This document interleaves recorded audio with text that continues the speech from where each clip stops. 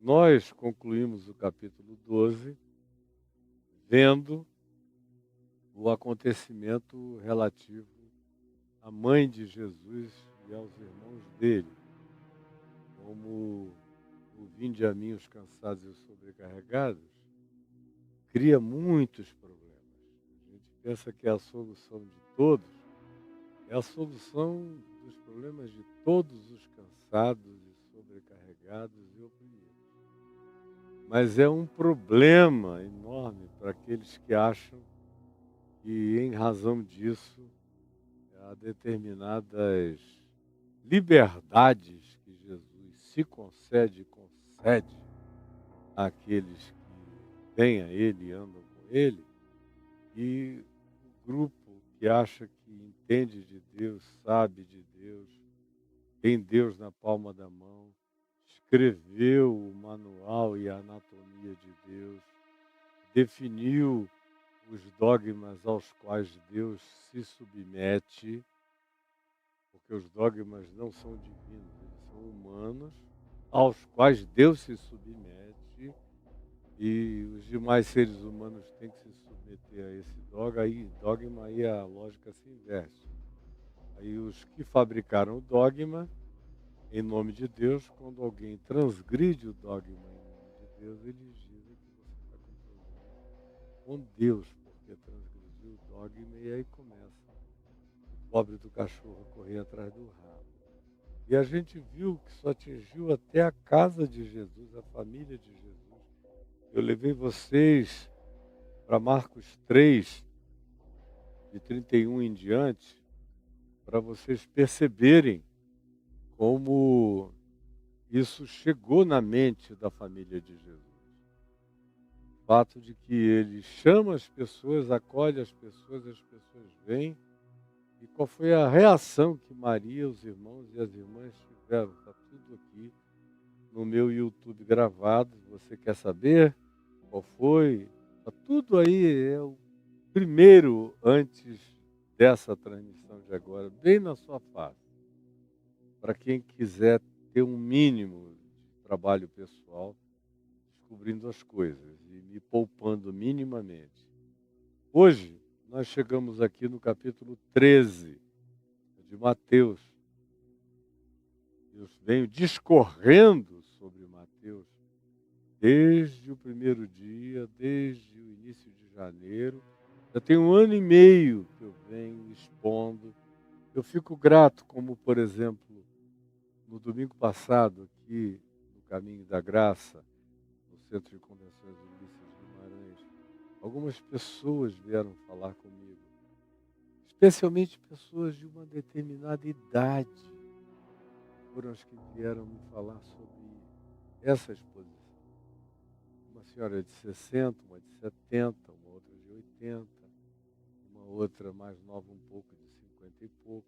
Todas mulheres, todas mais maduras, portanto todas mais calmas, todas menos aflitas, menos ansiosas, menos perturbadas com o espírito da angústia instagramiana, tiktokiana, caueiana, que tem que ser tudo assim, nessa aflição enorme, rapidinho.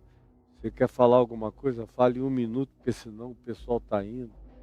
Não, eu sei que para essa moçada, que também passa por aqui, aos milhares, eu sei que eles só vão voltar a me ouvir na hora que a vida der uma tarrachada tão doída. E aí eles vão me procurar no YouTube, vão assistir tudinho, vão dizer, meu Deus, como eu fui estúpido, com toda essa manifestação desse palmilhar de caminho do Evangelho colocado diante de mim, e eu tive pressa. E não quis saber o caminho por pressa, por isso fiquei perdido. Mas essas pessoas mais maduras, mais calmas, vieram me implorar, dizendo o seguinte, e era só aqui no caminho. Olha, quando o senhor estiver lá, o senhor olhar e achar que podia haver milhares de outras pessoas a mais assistindo, seria o natural, seria o lógico, não se aflige.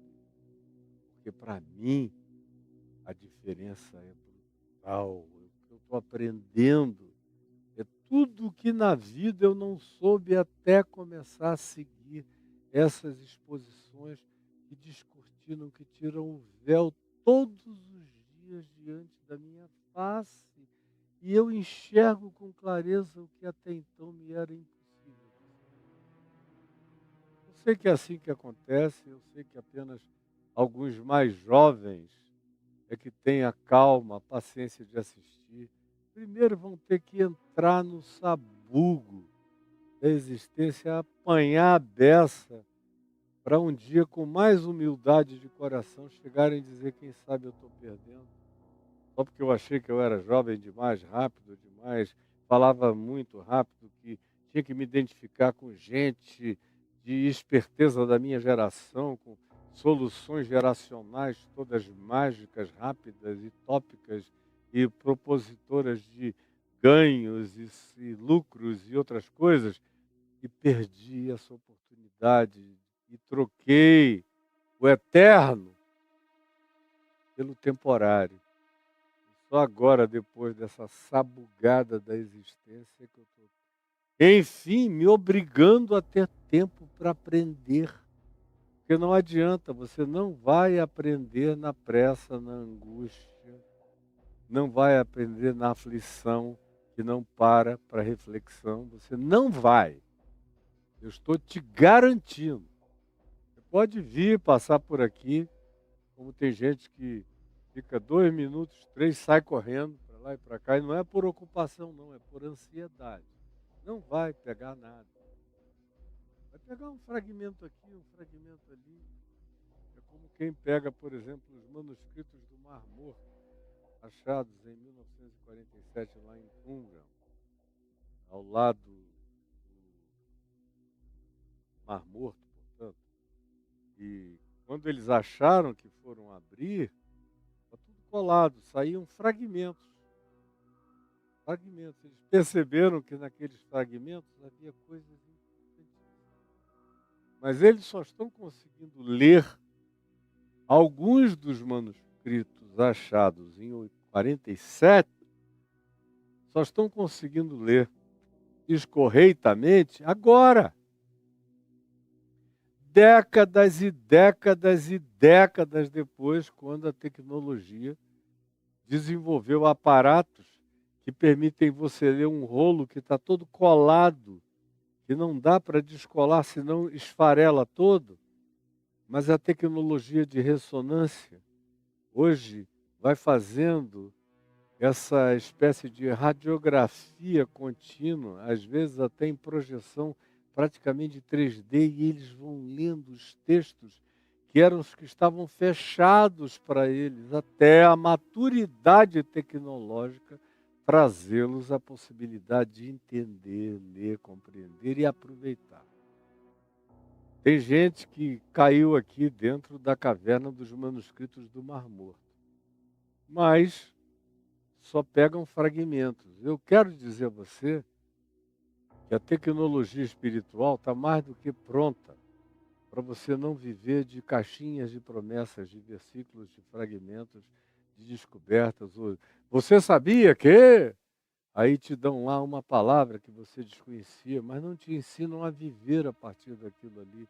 Como eu vejo na internet, é um concurso de você não sabia, né? Mas ninguém ensina ninguém a viver de verdade. Então, você está desperdiçando um bem precioso, não faça isso. Não faça isso antes que cheguem os maus dias. E cheguem os anos dos quais você venha dizer: meu Deus, por que eu deixei para agora?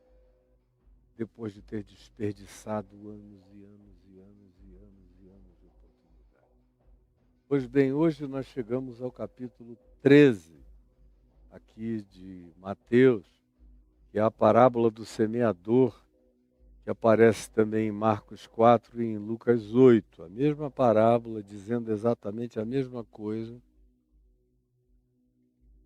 com algumas pequenas variações de expressões, de terminologias, mas é indubitavelmente a mesma e simples narrativa.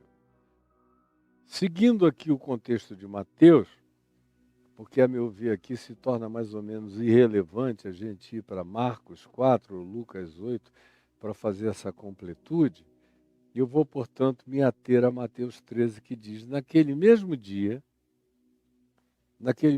que dia? No dia em que Maria, José, os irmãos vieram querendo prender a Jesus, dizendo, esse garoto está doido. E já não era mais um garoto, era um homem de 30 anos. Naquele tempo, um homem de 30 anos não era como esses caras de 45 anos hoje que ainda se sentem adolescentes, não. As pessoas viravam homem com 13, 14 anos, já se demandava dele respostas adultas, cobranças adultas, exatamente do jeito que eu fui criado, sem ser judeu e sem bar mitzvah. Mas no Amazonas, do meu avô, do meu pai, da minha família, meu pai me chamou com 13 anos e disse, olha, você é inteligente demais, entende tudo, tem um raciocínio fulgurante, daqui para frente eu só te trato como adulto, espero de você resposta adulta. Pois bem, Jesus já era mais do que adulto, ele esperou a adulteza máxima da força dele, aos 30 anos, para iniciar o ministério, mas Maria e os irmãos sofriam ainda daquela síndrome de controle e de dominação. Vamos prender o garoto, porque ele não come, não bebe, não dorme, fica atendendo gente de dia e de noite, aquela fila que não cessa na porta da casa, e tem autoridades religiosas dizendo que ele está doido, ou que ele vai se suicidar, ou que ele expulsa demônios pelo poder de Belzebu, o maioral dos demônios, vamos lá prendê-lo. É depois disso que foi o que eu falei na sexta-feira passada, está aí gravado para você. Naquele mesmo dia, portanto, saindo Jesus de casa, porque aquele episódio com Maria e os irmãos, ele estava dentro de casa. Agora ele sai de casa.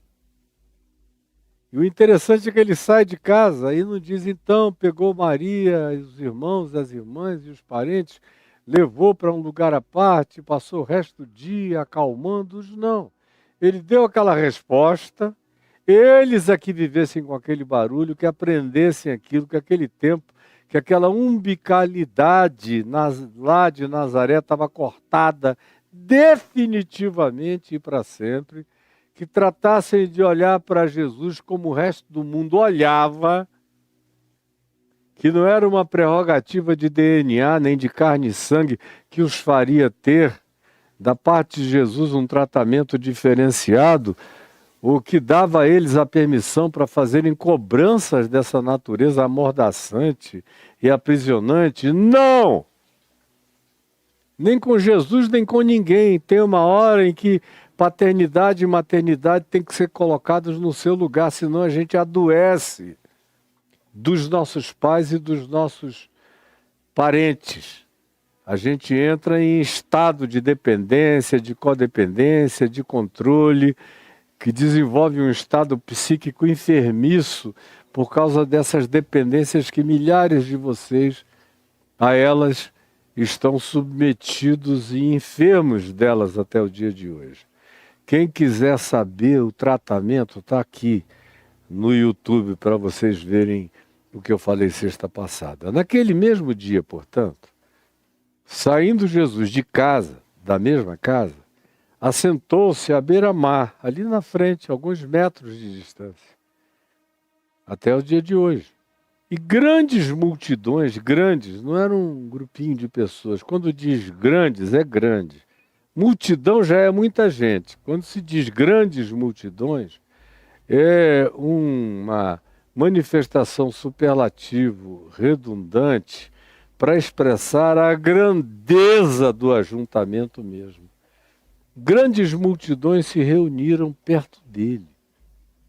De modo que é quando Marcos 4 diz, e Mateus também diz, que era tanta gente, Marcos é detalhado nesse aspecto, diz que eram tantos que vinham sufocando, que ele ficou sem espaço para falar.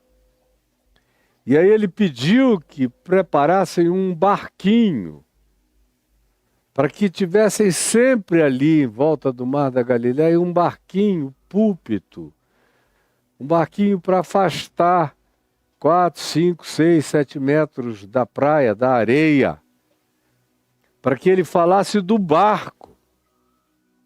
Não só para ele ficar protegido daquele assédio que engolia, que devorava, que impedia, que silenciava, que abafava, que gerava um desconforto comunicativo enorme, mas também para que ele tivesse um afastamento que lhe desse uma visão mais grande angular, mais panorâmica, para lá, para cá, para frente, em volta, de modo que ele faz isso estrategicamente.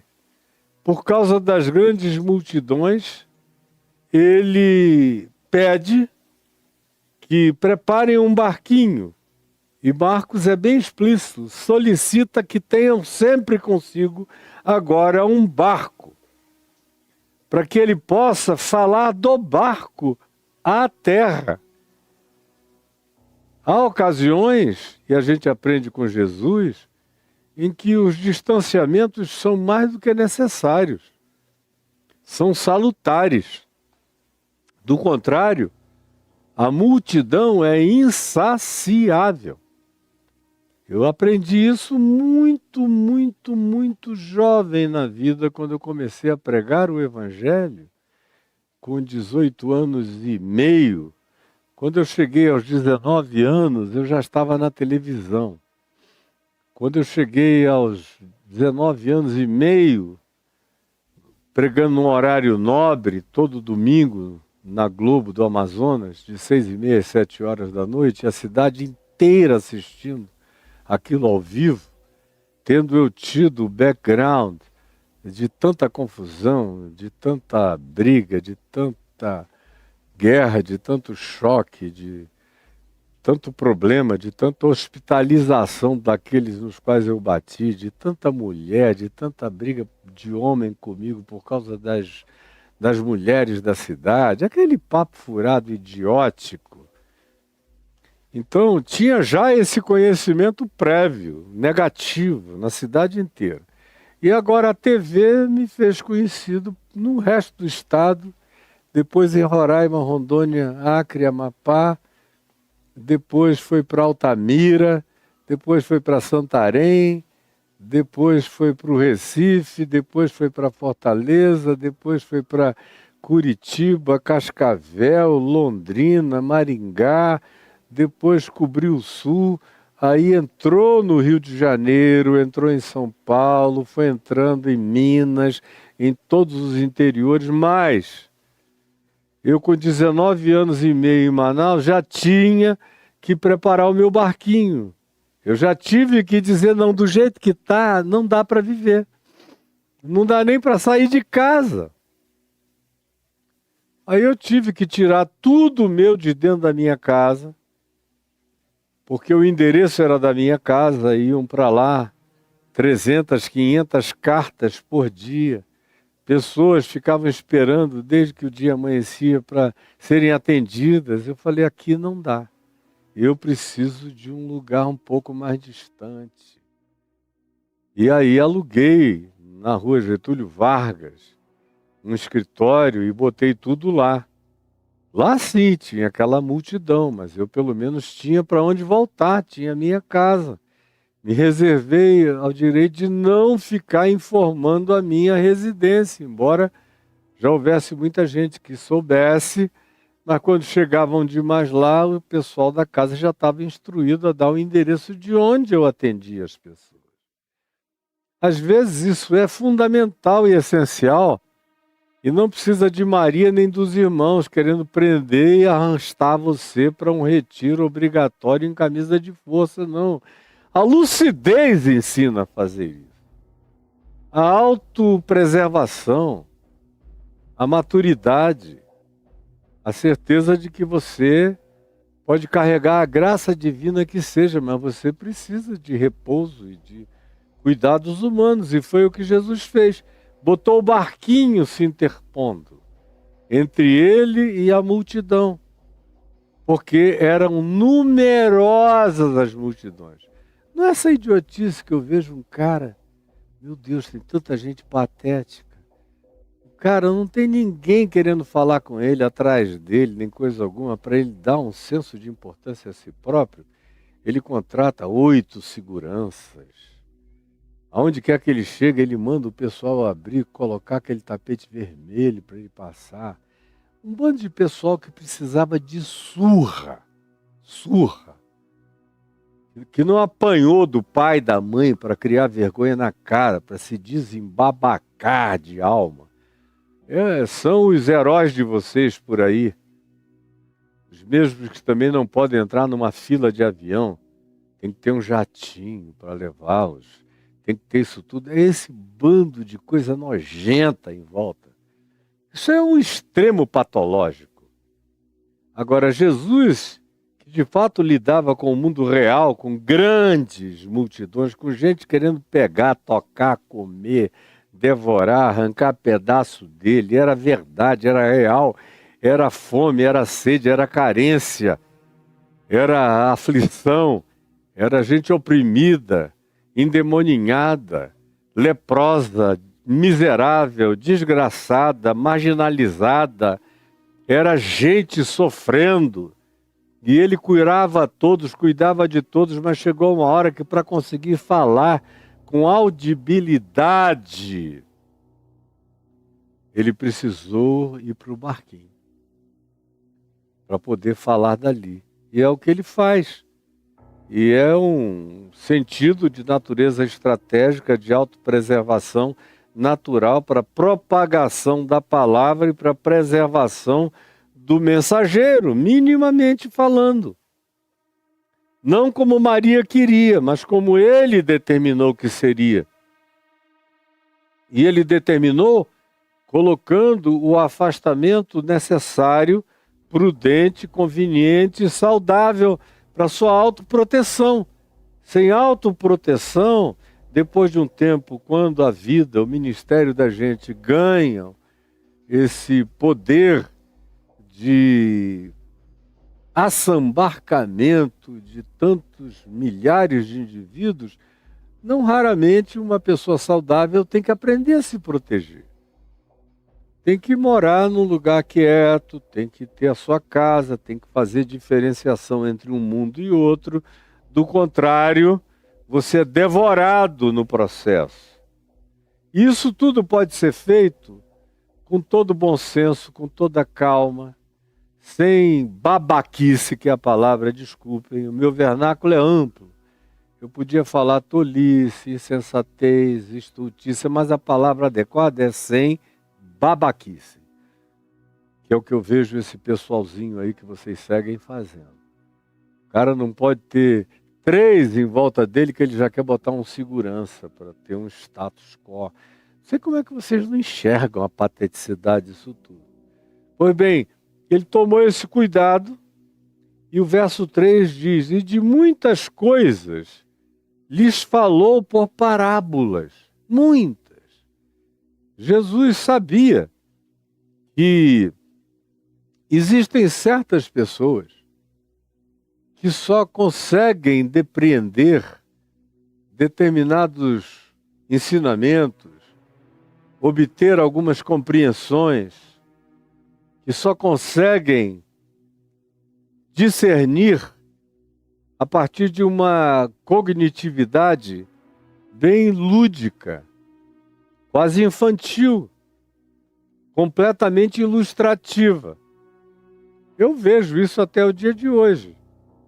Se eu entro aí numa plataforma e falo 3 minutos sozinho, com a minha cara limpa, milhares de pessoas vão curtir, irão lá, porque é muita gente que vê. Mas, quando eu pego um elemento, um vídeo ilustrativo, deixo ele rolar e depois o explico e o aplico, Geralmente são 4, 5 vezes mais pessoas que dizem: uau, entendi. É a minha maneira de fazer parábolas no tempo digital. Mas Jesus, que vivia numa era muito pré-digital, ele usa a parábola. Ele conta a história. Ele produz um conto. Ele cria uma fábula. Ou ele monta uma ilustração que corresponde exatamente à vida real, mas que carrega as concreções observáveis pelas mentes que não são capazes de muita abstração. Há pessoas para quem a fala abstrata é a mais concreta de todas, paradoxalmente. Mas há pessoas para as quais a fala abstrata é vento puro, elas não conseguem enxergar nada, elas não desenvolveram cognitividade abstrata, não tiveram educação para abstração. Abstração ou é um dom divino com o qual a gente nasce, ou é uma capacidade que a gente tem que desenvolver pela educação, pela leitura, pela variedade literária, pela conversação, por uma quantidade enorme de outros meios de comunicação. Então, como ele sabe que a maioria das pessoas não tem capacidade de abstração, eu vejo, por exemplo, há 51 anos pregando o Evangelho, e agora, hoje é dia 17, se eu não estou enganado, amanhã deve ser o dia exato da minha conversão, e foi o dia em que eu comecei a pregar o Evangelho, foi o dia em que eu encontrei aquilo que eu já sabia, mas encontrei para mim como uma realidade que me estapeou, me feriu, me marcou, me venceu, me dobrou e me apaixonou. E eu já saí dali para pregar e nunca mais parei. De modo que na minha vida não tem esse negócio de que eu me converti 4 anos depois, eu tive um chamado, não. Meu chamado já foi para pregar, porque pregar, eu já tinha começado a pregar com 13 anos e parei. Saber o que dizer, eu sabia o que dizer, eu só não queria. Eu só quis viver sem aquilo por conta própria, achando que eu ia conseguir dar conta para o resto da vida e não dei. Mas quando o Evangelho entrou e o leão de Judá me deu aquela patada que me rasgou todinho para a graça dele, eu já saí dali pregando e nunca mais parei nem pararei. Conclusão, logo eu percebi, enquanto eu tivesse uma boa capacidade de falar com construção de pensamento abstrato e filosófico e imponderável, logo eu vi que às vezes eu estava me deleitando, porque o meu maior prazer é falar com a linguagem abstrata, ela é muito mais rica, muito mais maleável, muito mais penetrante, mas são poucos os que a compreendem. Então logo eu percebi que para cada frase ou pensamento abstrato que eu colocasse, eu deveria me fazer seguir por uma ilustração, por uma analogia, por uma metáfora, por uma parábola, para que as pessoas que não têm capacidade de abstração entendessem pela obviedade concreta do que eu estava dizendo. E é assim que eu faço todos os dias da minha vida até o dia de hoje. É por isso que Jesus lhes falou por parábolas. E é no texto de Marcos que se diz que sem parábolas ele não falava a maior parte das coisas. Em praticamente tudo que ele dizia, ele acrescentava uma parábola para ajudar aqueles que eram incapacitados do pensamento abstrato conseguirem fazer uma leitura de captura da verdade e do significado do que ele estava tentando passar para dentro das suas próprias vidas. Aí prossegue o verso 4 e diz que ele conta uma parábola, de repente, e diz, e eis que o semeador saiu a semear. Só essa frase, ali na Galileia, e na Alta Galileia, para aquele público todo que estava à volta dele, já dizia 1 milhão de coisas. O pessoal imaginou. Tinha uma quantidade enorme de semeadores de sementes variadas ali. E ele diz, o semeador saiu a semear. Essa é uma linguagem que todo mundo entendia. E aí ele disse, e ao semear, uma parte caiu à beira do caminho. Como acontece? Não mais hoje. Está tudo automatizado, é uma semeadura por computador, com leitura computacional da semente, de onde ela caiu, onde ela tem que cair, está tudo absolutamente programado. Mas naquele tempo o semeador metia a mão no saquinho e jogava, saía jogando. E algumas caíam fora do sulco, cavado, aonde o lugar mais fértil para a semeadura estava preparado. Podia cair fora, cair ao lado. E aí Jesus completa com uma narrativa óbvia. Quando a semente não caía dentro do sulco e não era logo coberta por alguma terrinha, caindo fora, logo vinham as aves dos céus e comiam. Todo mundo diz, é verdade. Aí ele diz, outra parte caiu em solo rochoso. Porque também é verdade. Que às vezes você prepara o sulco, aquela vala, para jogar a sua semente, quando ainda é uma semeadura amadora, opaca, que não entrou na era pós-industrial e nem muito menos na era da automação, do agro. Enfim, às vezes não havia uma avaliação, como às vezes não há até hoje, e você pensa que cavou bastante para atingir o solo rico, cheio de humus, de umidade, de fertilidade, mas não. Só tem aquela aparência de fertilidade embaixo, tem pedra. Outra parte caiu em solo rochoso, onde a terra era pouca por cima, mas o suficiente para enganar. E logo nasceu, porque tinha terra. E aí brotou. Quem tivesse pressa e olhasse, que coisa boa! Já brotou. O problema era a duração. Mas visto não ser profunda a terra, ela logo murchou. Porque saindo o sol a queimou. E porque não tinha raiz profunda, era tudo na superficialidade, que a semente do Evangelho, da palavra, tinha caído num coração superficial, como tem milhares e milhões de coração me ouvindo, corações na mais profunda superficialidade.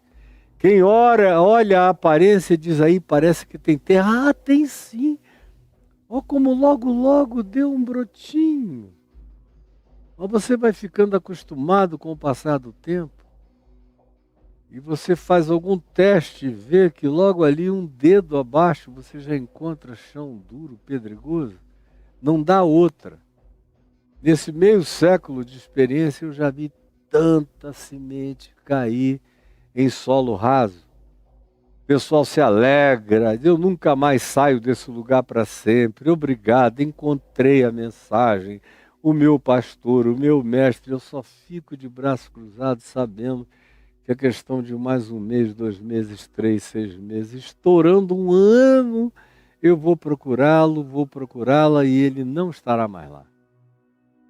E eu estou mais do que acostumado a saber que é assim, porque não tem profundidade. Quem quer que receba o Evangelho e não o deixe entrar nas entranhas do ser, vai durar pouco. É gente que não vai ter nenhum tipo de continuidade real. E aqui entre nós, assim de gente com essa característica existencial e espiritual.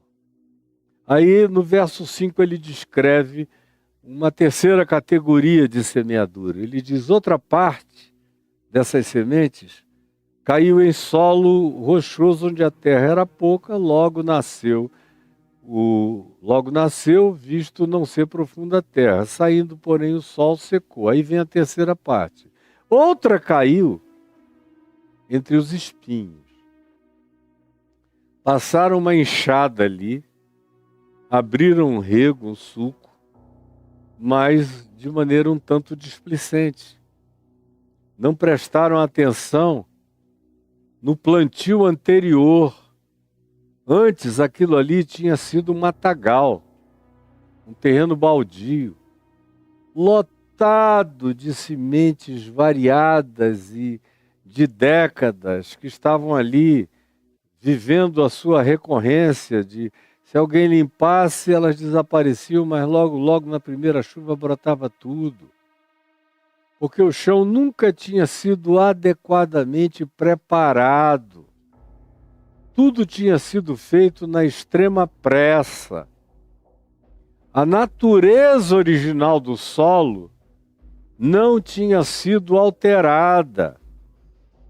As antigas sementes dos espinhos, dos abrolhos, das amarguras, das raivas, das vinganças, das invejas, das disputas, das competições, da atitude hostil, da postura de antagonismo em relação a qualquer que seja outra realidade, qualquer que seja a novidade, qualquer que seja a tentativa de se trazer alguma inserção melhor ou nova para aquele ambiente, para aquela conjunção existencial aqui descrita por Jesus como o coração, e no coração como um lugar, um veio, um val, uma vala para plantar uma semente boa, mas que nesse caso tratava-se de um lugar que não tinha tido a devida preparação. Não tinha tido a devida preparação. Aí é a soma do evangelho que cai no meio de um coração onde não se limpou nada. O pessoal quer que seja o evangelho plus o resto da minha vida. Tudo quanto eu carreguei de gambiarra na vida, de semente, de raiva, de ódio, de cultura hostil, de tudo mais na minha vida, até o dia de hoje está aqui, e agora caiu essa semente do Evangelho, a semente do Evangelho que se vire para dar fruto, para crescer, para sobrepujar os espinheiros e os abrolhos e as ervas daninhas da minha alma, da minha existência. E Jesus diz, só que não. Essa é a hashtag de Jesus, só que não. Porque ele diz, essa semente que caiu entre espinhos, os espinhos cresceram e a sufocaram, a estrangularam. Não dá para você conciliar evangelho com essa espinhosidade, que às vezes é o que a gente mais encontra na religião. Gente que não teve o coração limpo, não teve o coração purificado, não teve o coração arado pela palavra, não teve o coração enxadado, limpo, não teve um suco aprofundado, não teve nenhum tipo de cuidado especial, ao contrário. É gente que, de fato, determina que o evangelho é legal, pode ficar aqui e encontrar o seu lugar em mim. Mas eu não vou tirar de mim nada anterior. Se o evangelho é poderoso, ele que sobrepuje as sementes dos cardos, dos abrolhos, dos espinheiros, das minhas próprias construções e acumulações negativas do meu passado inteiro, o evangelho que cresça e se vire, sobrepuje as demais coisas. Se é evangelho, que ele, portanto, prevaleça em mim. E você se oferece como esse ente espinhoso, carregando todas as coisas das quais você não quer abrir mão, que você passou a chamar de eu, de minha cultura, de meu self, de minha pessoa, de minha persona, de minha história, seja lá o que for, e não passa de espinho sobre espinho, e você quer que o Evangelho tenha um lugar no seu coração e que prevaleça aí contra tudo aquilo que você não quis tirar. Bau. O Evangelho em você não vai crescer, jamais. E aí vem uma última situação descrita por Jesus, no verso 8, quando ele diz: outra, enfim, caiu em boa terra, até que enfim. É uma espécie de 4-1 que a gente vê aqui. Ele lança 4 sementes. 3 se perdem. Uma cai à beira do caminho, outra cai na superficialidade, embaixo é pedregoso, a outra cai na concorrência dos espinhos e de tudo mais da existência e sufocam o Evangelho, que precisa ter um lugar de sol, de luz, de graça, de humus, de umidade, de água para crescer, para dar fruto, para prevalecer em nós, e não vai acontecer isso, vai ser sufocado pelos espinhos existenciais da sua vida, e aí para 4, uma vinga. E olha, essa estatística aqui de Jesus está hiper, super positiva.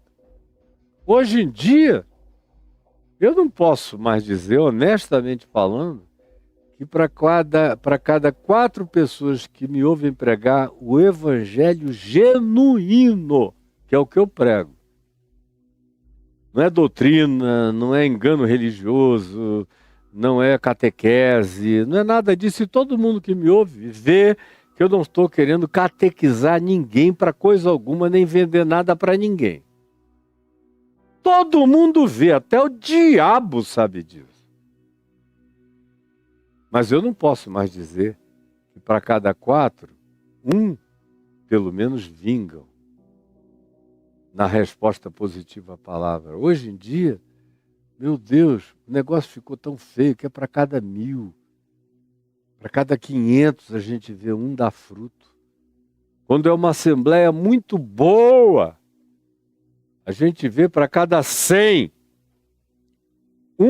dá genuinamente o fruto do Evangelho. O resto cai na beira, é marginalizado, é posto no canto, fica na superficialidade, é sufocada pelo estilo de vida danoso da nossa existência, que a gente não quer limpar, nem abrir mão, nem dele ficarmos livres para dar prioridade absoluta ao crescimento do Evangelho em nós. É o que está acontecendo hoje. Aí Jesus conclui essa parábola dizendo: quem tem ouvidos para ouvir, ouça.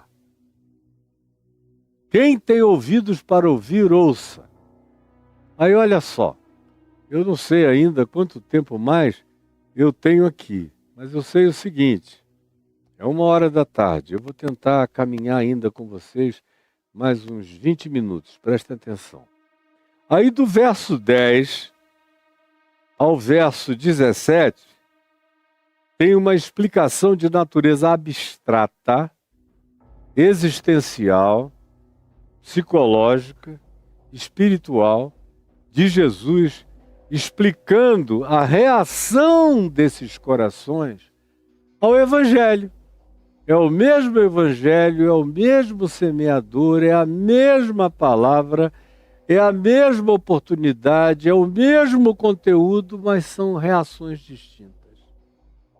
Porque as reações não têm a ver com a natureza da palavra, nem com a qualidade do semeador. Tem a ver com o chão do coração humano. Com quem eu sou, com o que eu carrego, com o que eu tenho, com o que eu ofereço. O chão sou eu, é você. Você está me entendendo? Aí aqui, entre os versos 10 e o verso 17, Jesus conta esse aspecto de natureza subjetiva, que eu vou deixar para amanhã. Pela razão inicial, porque a maioria não captura os ensinos subjetivos de cara. Eu vou preferir continuar na objetividade narrativa com a qual nós fomos trazidos do verso 1 ao verso 9. Aí é no verso 18 que isso prossegue. Olha só como prossegue. Esqueçam esse parêntese, que foi o que Jesus explicou à parte, de maneira abstrata aos seus discípulos. Você vai entender isso melhor amanhã.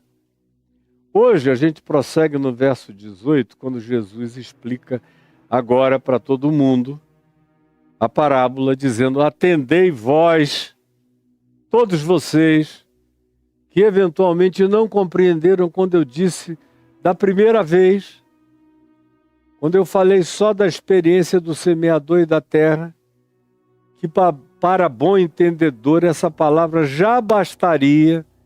Para quem é treinado na sutileza da sabedoria, isso já seria evidência demais para se chegar a uma conclusão apropriadamente definida. Mas como eu sei que a maioria de vocês não pensa, não sente, não tem sutileza, não tem abstratividade, não tem construção de natureza imaterial na mente, como a maioria de vocês foi ensinada pela pedagogia das pedras, das tábuas da lei, dos mandamentos do pão, pão, queijo, queijo, sem nenhum tipo de compreensão mais sutil e mais velada, eu vou explicar então. Atendei, portanto, a parábola do semeador. Aí ele começa explicando, dizendo, da primeira parábola. Preste atenção, vocêzinho que está aqui comigo. A primeira, aquela que caiu à beira do caminho. A todos os que ouvem a palavra. Ele está falando agora do primeiro caso, da semente que caiu à margem. A todos os que ouvem a palavra do reino, que é o Evangelho. Esse Evangelho que você está aprendendo comigo todo dia aqui, não é a lei de Moisés, nem a Torá, nem é o Evangelho! A todos os que ouvem a palavra do Rei e não a compreendem de cara, não dão aquele lugar de importância cognitiva. Eles só ouviram, mas eles não escutaram. Eles só tiveram a informação, mas eles não acolheram o poder seminal, o poder engravidante do sêmen, da semente, da palavra divina, do reino de Deus no chão interior do coração. Não, eles tiveram apenas uma informação cognitiva que ficou à margem do discernimento. Eles podem repetir a história? Podem. Eles podem sair e contar para alguém o que eles ouviram? Podem. Agora, isso entrou neles? Não. Eles têm vontade de serem penetrados por isso? Também não. Eles querem gastar tempo refletindo sobre o agasalhamento essencial e necessário que isso demanda para que a proposição do Evangelho se manifeste como fruto de vida e de transformação em mim? Também não. Assim como milhares aqui, que querem a informação, mas não querem a formação. E querem até fazer a anatomia da semente, mas não querem ficar grávidos do sêmen divino, da semente divina. Porque não querem dar à luz a Cristo, não querem parir Cristo no Evangelho dentro dos seus próprios seres. A todos os que ouvem a palavra do reino e não a compreendem por esses bloqueios de autodeterminação, vem o maligno, vem o diabo, vem os oportunismos existenciais e psicológicos e espirituais, os mais variados, chegam eles aí com o poder do maligno e arrebata o que lhes foi semeado no coração. A semente estava certa, o lugar era o coração, mas o coração deles não admitia presença nenhuma no cerne.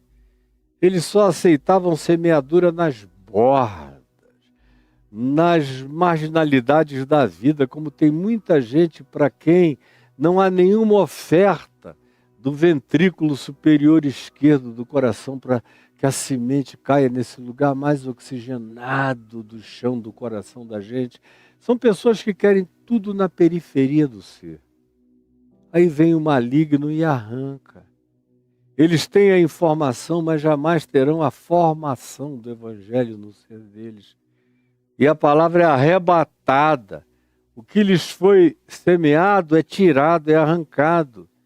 Esses são aqueles em cujo coração, chão e alma e mente, a palavra do Evangelho foi semeada e caiu à beira, à margem do caminho da alma deles, porque eles não têm disposição de trazer nada com esse nível de profundidade transformadora para o cerne da vida.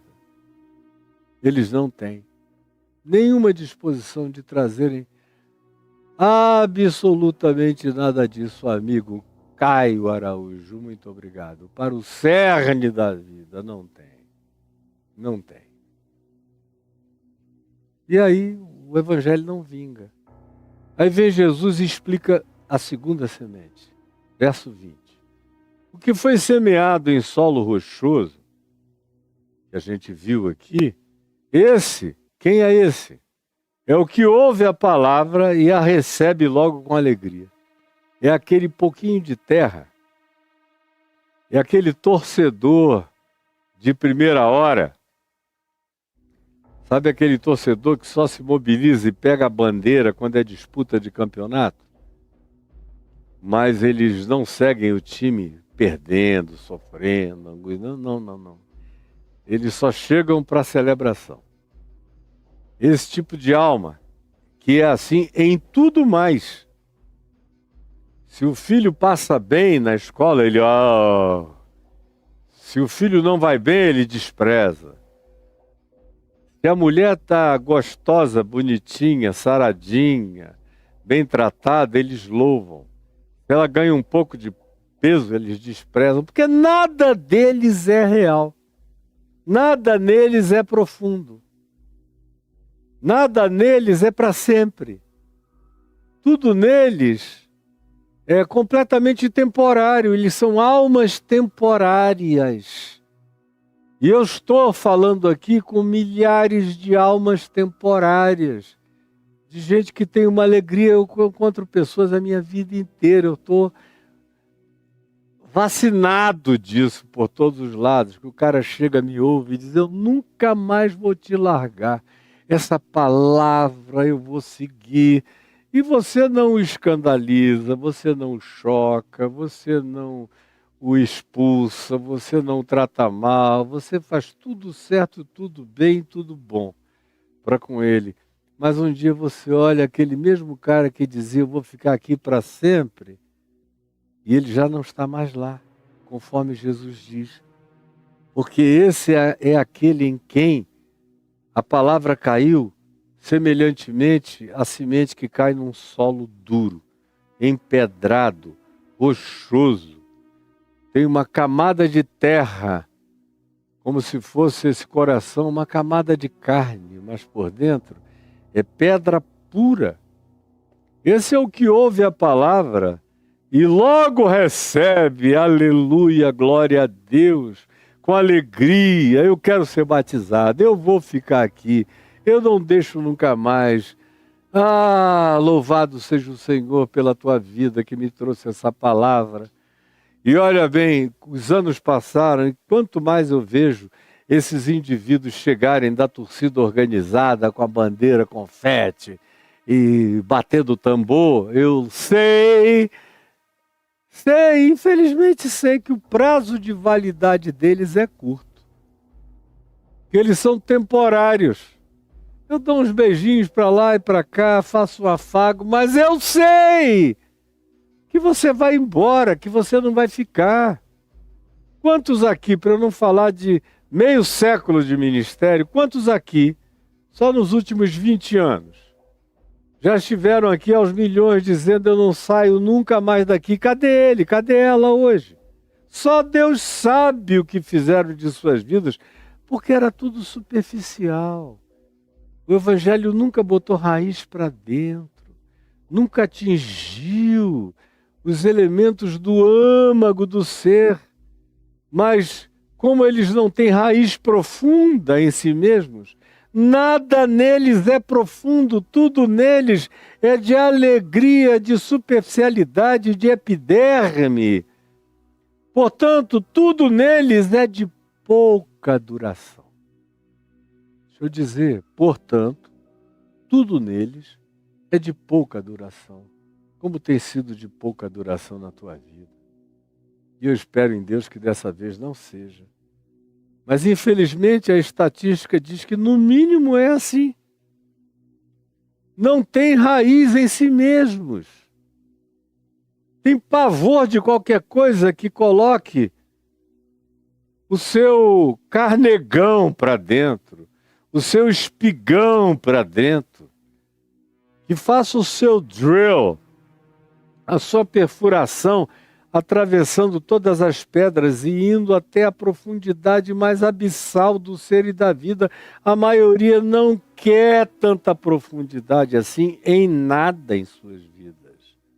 Portanto, Jesus diz, quando chega a angústia, e a angústia chega sempre, quando chega a angústia, quando chega a perseguição, quando chega o antagonismo, quando chega aquele que se opõe, quando chega a necessidade de você bancar o seu compromisso, quando chega a hora de você perseverar contra tudo, contra todos, apesar de tudo, ir adiante e não retroagir, não é isso que acontece.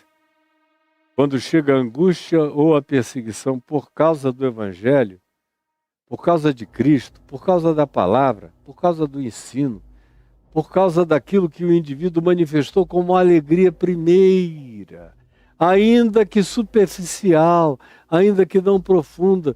Quando a primeira expressão dessa alegria se manifesta e eles recebem cacete, perseguição, antagonismo, proibição, marginalização ou rejeição, eles vão embora e dizem, não, não vale a pena não.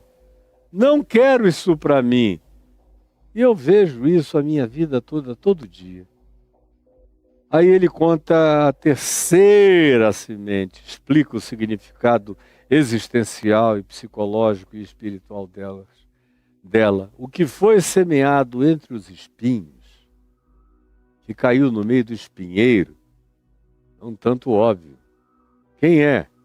Aí Jesus diz, é o que ouve a palavra. Todo mundo aqui ouviu a palavra. Como todo mundo aqui está ouvindo a palavra.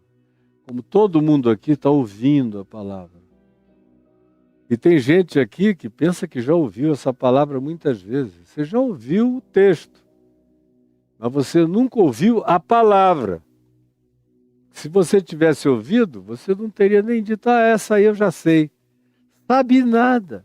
Quem diz isso é quem não sabe nada, porque quem de fato sabe alguma coisa, sabe que toda vez que ouvir, vai aprender infinitamente mais sobre si mesmo.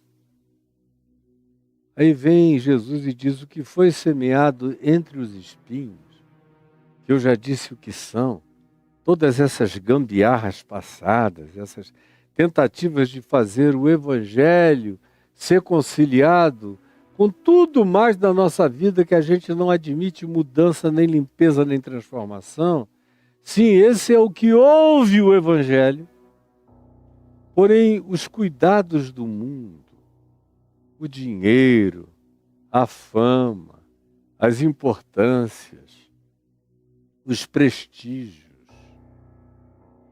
os status, as elevações, as atenções prioritárias, a glamorização da vida, todas essas outras coisas, a ousadia vingativa dos que dizem, não, eu só sou quem eu sou porque comigo escreveu, não leu, o pau comeu, desço o cacete mesmo, Eu não quero ser amado, eu só quero ser temido. Não faço a menor questão que me amem. Quero que me temam, porque eu passo por cima. Está lotado de gente aqui, entupindo as igrejas. E então, pastor com o coração cheio de espinho também é o que mais tem. Que são aqueles que cuidam das coisas deste mundo. É o pessoal que quer o tapete, que quer o segurança, que quer o púlpito alto, que quer o último carro, que quer todos os confortos, que quer o evangelho mais, tudo que se puder reunir de validações mundanas acerca da vida dele. Ele não quer mudar nenhuma significação, não quer ressignificar a existência nem limpar o ser.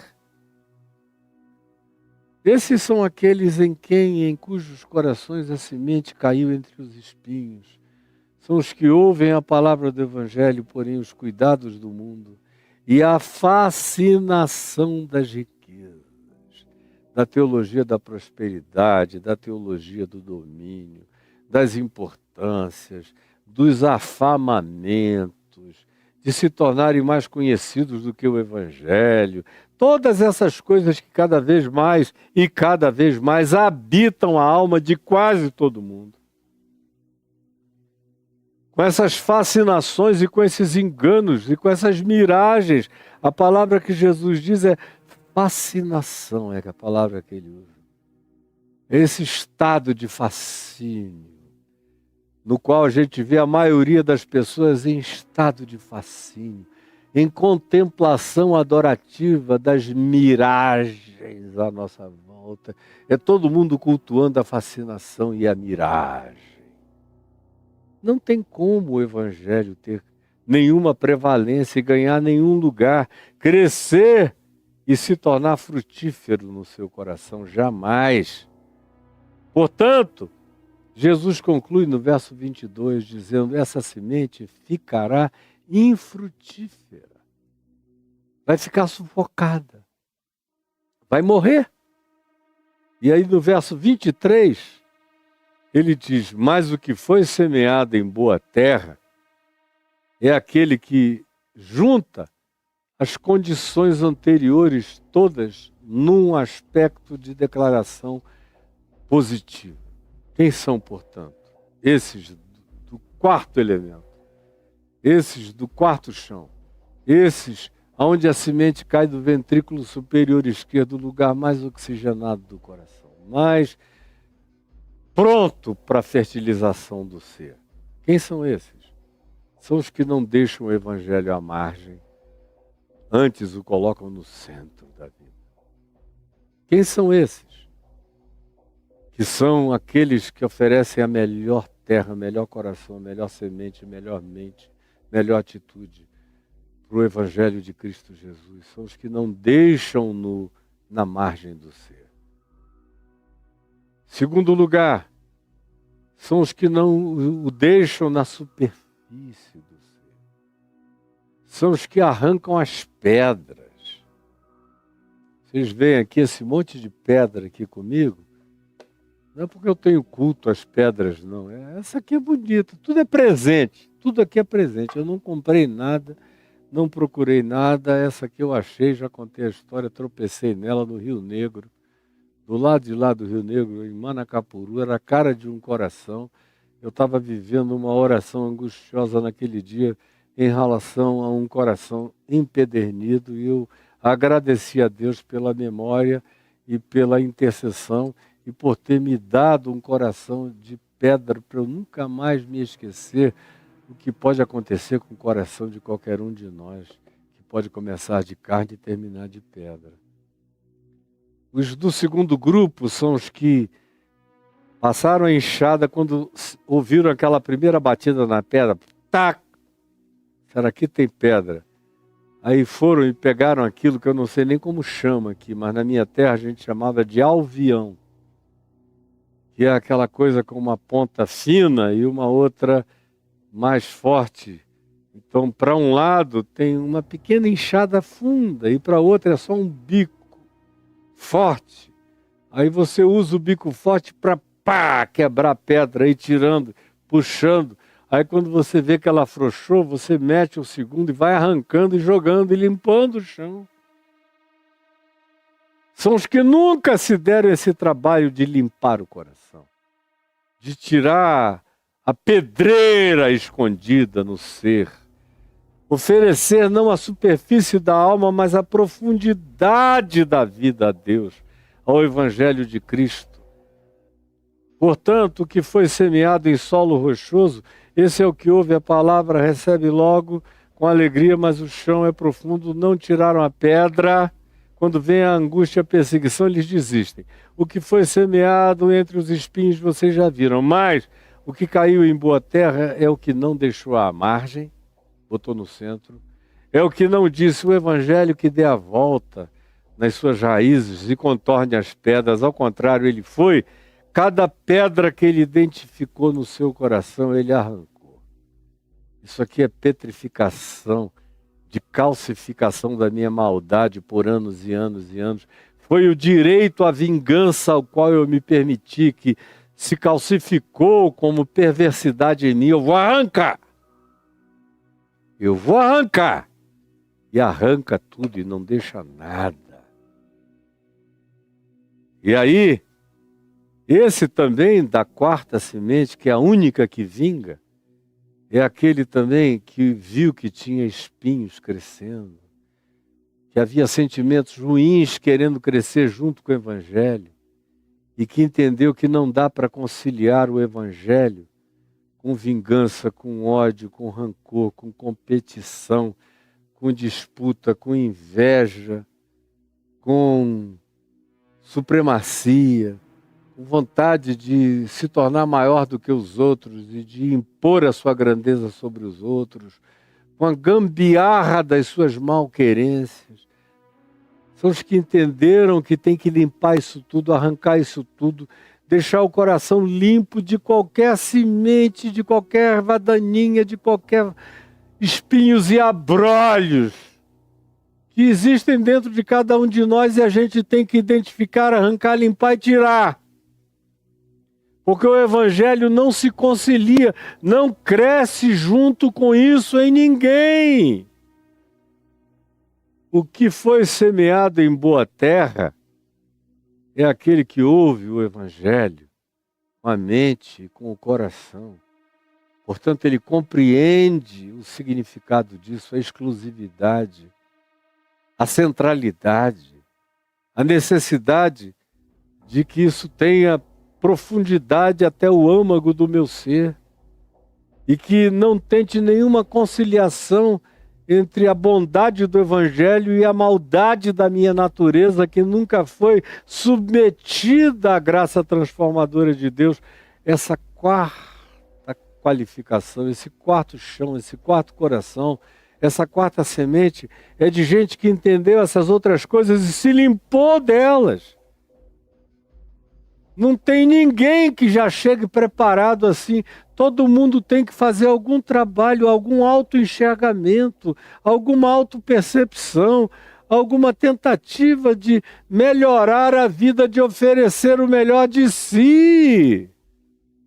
Não só para que a palavra seja ouvida, mas para que ela seja compreendida do sentido espiritual, da compreensão que transcende a racionalidade, é aquela compreensão que atinge para além do entendimento, que alcança a transcendência profunda do ser, daqueles seres que não cometeram amputação transcendental e espiritual em si mesmos. Este é o que frutifica. Este é o que frutifica. Só este é o que frutifica. Este é o que frutifica e produz a 60, a 100, a 60 e a 30 por 1. Nem todo mundo produz do mesmo jeito, mas quem é assim, produz sempre. O menor cenário, o pior cenário é você semear uma semente e receber 30, porque frutificou. O melhor cenário é você plantar uma semente e vê-la centuplicar-se. indefinidamente, que é o que Jesus espera que aconteça, que a semente dê o fruto máximo dentro de nós. Essa é a introdução, porque será no dia de amanhã que eu vou explicar por que isso não acontece com todo mundo. Por que isso não acontece com você? Porque isso não aconteceu com você até o dia de hoje. Você está me entendendo? Senhor Jesus, eu sei que tem gente aqui fugindo dessa palavra. Tem gente que, quando começou a ouvir, já disse para si mesmo, eu já ouvi muitas mensagens sobre o semeador, essa parte eu já sei, não sabem nada. Se evadiram, até porque querem o descompromisso com a explicação inequívoca, interior, espiritual e inquestionável da verdade que foi em toda a simplicidade, todavia, com toda a necessária plenitude de esclarecimento trazida a cada um aqui. E eu lamento de todo o coração os que pensam que sabem, que só compreenderam com a mente, mas nunca entenderam com o coração. Por favor, que haja pelo menos um hoje aqui, que tenha agasalhado essa palavra, né, que na vida deste,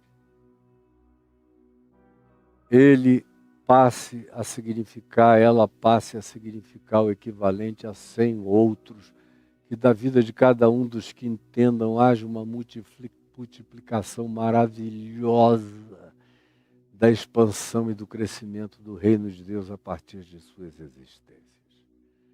É o que eu peço que tu faças, em nome de Jesus. Amém e amém.